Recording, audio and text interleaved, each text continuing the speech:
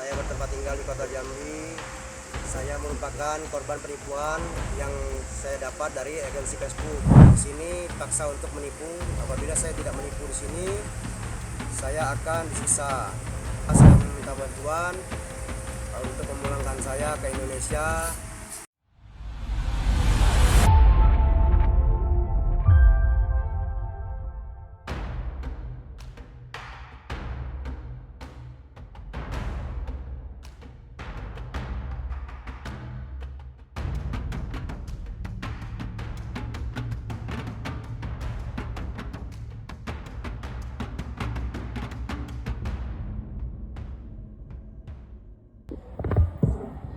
Kalau saya itu dapat kerjaan itu melalui media sosial dari Facebook, ditawarin kerja restoran itu dengan gaji 800 USD, ini sekitar 12 juta lebih gitu. Terus saya tiba sampai di lokasi bandara, saya dijemput sama mobil, dibawa keliling. Gak taunya saya kayak tiba di suatu perumahan itu, komplek gitu, dengan penuh security itu sekitar 70 orang, 80 orang lah gitu security-nya. Saya kira kerja restoran, gak taunya kerja scam. Oke, Bang. Halo, Bang. Ya. Ini kerja scam ini bisa dijelaskan, Bang, gimana, Bang? Kalau scam itu dia menipu kerja, kita kan nggak bisa menipu, tapi kalau kita nggak ngelakuin itu ya kita otomatis disentuh. Ada yang mati pun banyak, Bang, warga Indonesia di Kamboja ini udah nggak terhitung lagi. Kita yang gila pun banyak juga. Soalnya nggak main-main di sini, di Kamboja ini bukan jual ginjal aja, Bang, satu set dijual, Bang. Oke. Nah, ini contoh scamnya itu gimana, Bang? Contohnya, Bang? Scamnya itu kita kalau misalnya kita laki-laki berarti kita cari perempuan berarti kita sudah ada diberikan karakter laki-lakinya seperti cindo itu kan, karakternya seperti laki-laki, terus mencintai gitu loh, belajar untuk mencintai wanita tadi supaya wanita tadi terkagum dengan sosok karakter tadi gitu.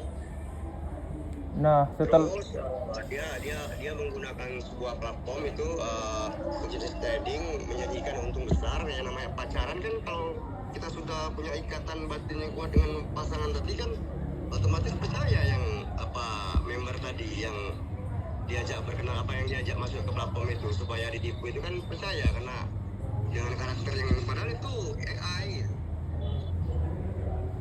Hanya karakter, bukan wajah kita yang asli, itu karakter gitu. Oke, nah, AI. nah ini Kayak kan, di sini sebulan itu kayak rasa 10 tahun. oke, nah, ini kira-kira Abang sudah berapa lama, Bang, dari awal keberangkatan sampai Abang tiba di Kamboja itu sudah berapa lama, Bang? 1 bulan lebih. Saya kerja sudah 1 bulan. Saya kerja 1 bulan itu tiba-tiba ada penggerbekan ya. Saya ini ditanya sama bos, kamu paspor kasih dipulangin paspornya. Kamu mau kerja atau mau gimana? Saya mau pulang, bos. Saya dikasih paspornya. Pas razia besar-besaran kemarin kan sudah tahu semua itu ya di Kamboja. Jadi bos-bosnya yang Cina ini juga pada ketakutan. Terus paspor kita dikasih sama mereka. Yang mau kerja tetap kerja, yang nggak mau kerja ya balik gitu. Ya kami balik gitu. Nggak mau ada kesempatan juga. Saya paspor saya tuh ketinggalan. Saya lari dulu gitu. Mau dikasih paspor saya lari dulu karena gimana ya? Penjaganya aja 70 orang yang buat mukulin kita itu. Makanya saya bilang itu warga Indonesia tuh di Kamboja tuh udah banyak yang meninggal tapi nggak ketahuan mayatnya tuh, udah banyak kan. Oke. Nah, ini Abang dari tanggal berapa kira-kira, Bang? Abang berangkat ke Kamboja itu dari tanggal berapa, Bang? Saya dari tanggal 16 Desember kalau nggak salah. Oke. Itu paspor saya kan saya tadi saya kirim itu 16 Desember kalau nggak salah. Saya tiba di sini tanggal 16 ya. 16 atau 17 itu. Oke. Sehingga saya Nah, ini rentang Abang jarak, kan Abang berangkat ke Kamboja tanggal 16 tuh kan. Tiba di situ tanggal 16, Bang, ya? tanggal 17 kalau nggak salah. Pulang sehari ya tanggal 17 saya tiba di sini. Oke. Nah, itu Abang ada jarak berapa bulan, Bang, Abang dapat informasi lowongan kerja itu, Bang? Langsung itu aja. Saya buka Facebook, saya ditawarin. Kebetulan saya nggak kerja juga kan, dijanjikan kerja ya.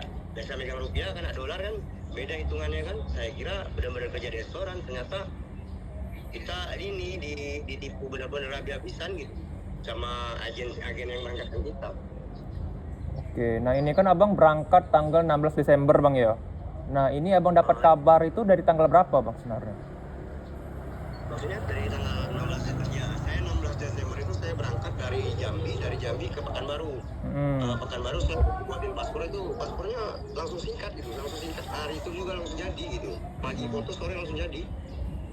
Oke, maksudnya gini bang, apakah ada abang tuh nengok di lowongan kerja di FB itu? Abang kan berangkat tanggal 16 nih. Ada yang nelpon saya, cuman saya nggak tahu lagi itu nomornya, nggak saya simpan lagi kan. Saya disuruh kerja nanti di restoran di Kamboja katanya gitu kan. Oh ya udah oke, saya bilang ya. Tiba-tiba saya di bandara itu dijemput mobil ya saya ikut aja, nggak taunya kayak gedung gitu loh. Gedungnya tuh bentuk kayak perumahan, penuh dengan security.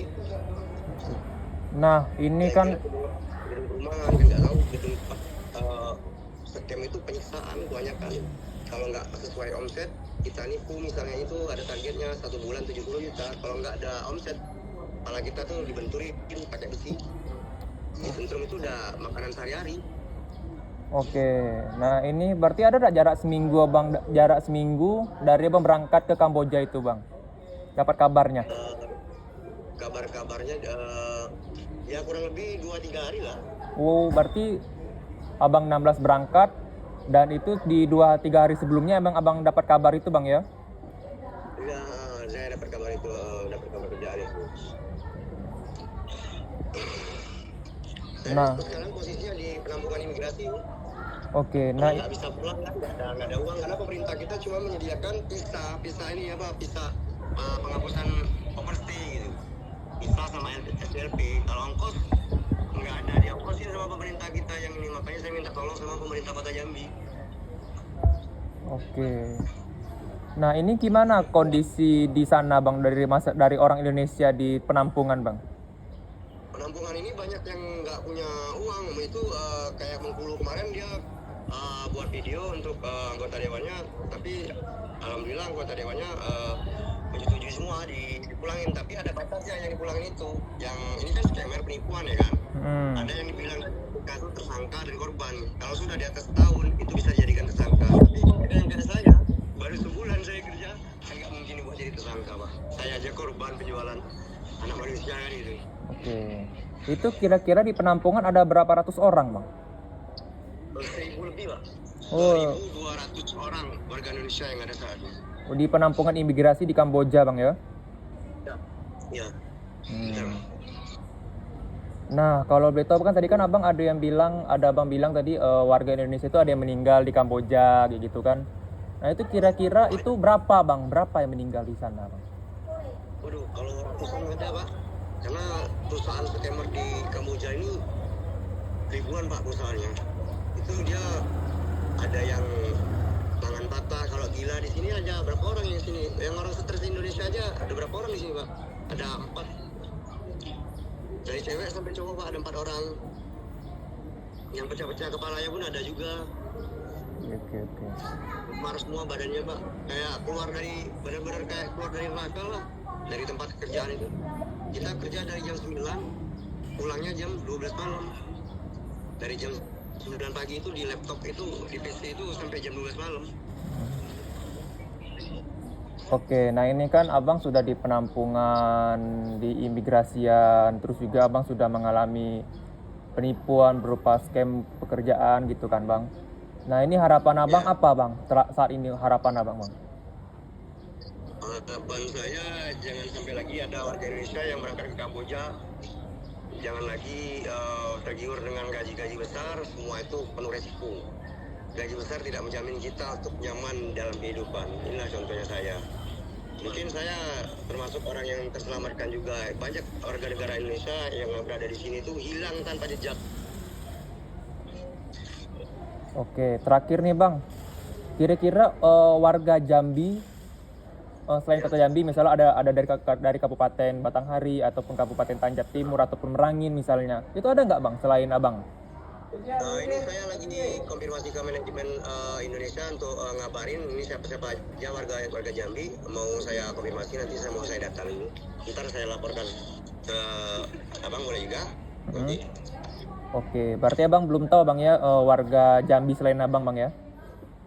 Ya kayaknya ada sih, cuman nggak begitu banyak sih. Tapi ada kayaknya nih. Saya lagi menurut manajemen Indonesia ini untuk mengumpulkan yang mana warga Jambi kan, sesuai dengan apa perintah tadi dengan teman saya kan, saya suruh kumpulkan.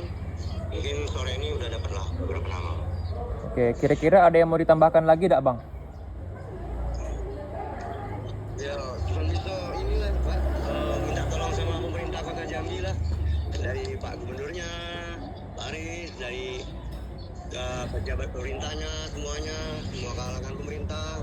Ya kalau bisa saya dibantu kepulangan saya Pak, karena saya nggak punya ongkos, nggak punya apa biaya di sini. Karena saya baru sebulan di sini, itu pun nggak dibayar gaji saya. Mana penuh siksaan Pak. Oke. Kira-kira ada lagi tidak bang? Udah itu aja yang saya sampaikan Pak.